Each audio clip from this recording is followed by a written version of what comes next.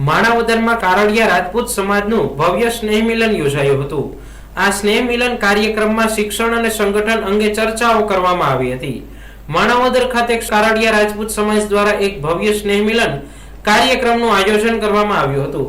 શહેરના મહાદેવિયા મંદિરના party plot ખાતે આયોજિત આ કાર્યક્રમમાં સમાજના શ્રેષ્ઠીઓ, યુવાનો અને મોટી સંખ્યામાં પરિવારજનો ઉપસ્થિત રહ્યા હતા। આ સ્નેહ મિલન માત્ર પરસ્પર ભાઈચારાની ભાવનાને મજબૂત કરવા માટે જ નહીં, પરંતુ સમાજના સર્વાંગી વિકાસ માટે પણ આયોજિત કરવામાં આવ્યું હતું।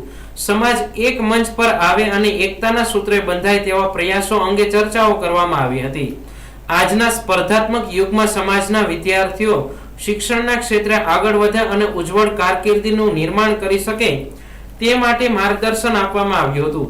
સમાજની પ્રગતિ માટે મનોમંથન કાર્યક્રમ દરમિયાન વક્તાઓએ સમાજની એકતા અને શિક્ષણના પ્રચાર પ્રસાર પર વિશેષ ભાર મૂક્યો હતો। વધુમાં યુવા પેઢીને પ્રોત્સાહિત કરતા જણાવ્યું હતું કે શિક્ષણ એ જ પ્રગતિનો પાયો છે। સમાજનું સંગઠન અને શિક્ષણ પ્રત્યેની જાગૃતિ સમાજને નવી ઊંચાઈઓ પર લઈ જઈ શકે છે। આ આયોજન બદલ સમગ્ર સમાજ દ્વારા આયોજકોની કામગીરીની પ્રશંસા કરવામાં આવી હતી અને આગામી સમયમાં પણ આવી રચનાત્મક પ્રવૃત્તિઓ ચાલુ રાખવાનો નિર્ધાર વ્યક્ત કરવામાં આવ્યો હતો।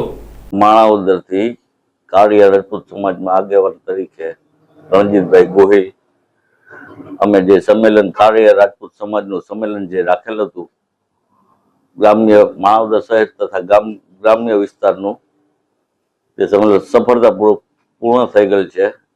ધ્યેય એક જ હતો કે ભાઈ સમાજને એકત્રિત કરવાનો ને વિદ્યાર્થીઓને પ્રોત્સાહન આપવાનો, જે આપણા સમાજમાં ભણતર ઓછું છે એ માટે કે વિદ્યાર્થીને પ્રોત્સાહન મળે। આગામી સમયમાં અમે માણાવદર તાલુકો, જિલ્લા સહિતના સંમેલન કરવા ઈચ્છા છે અમારી। જય માતાજી, જય ભવાની।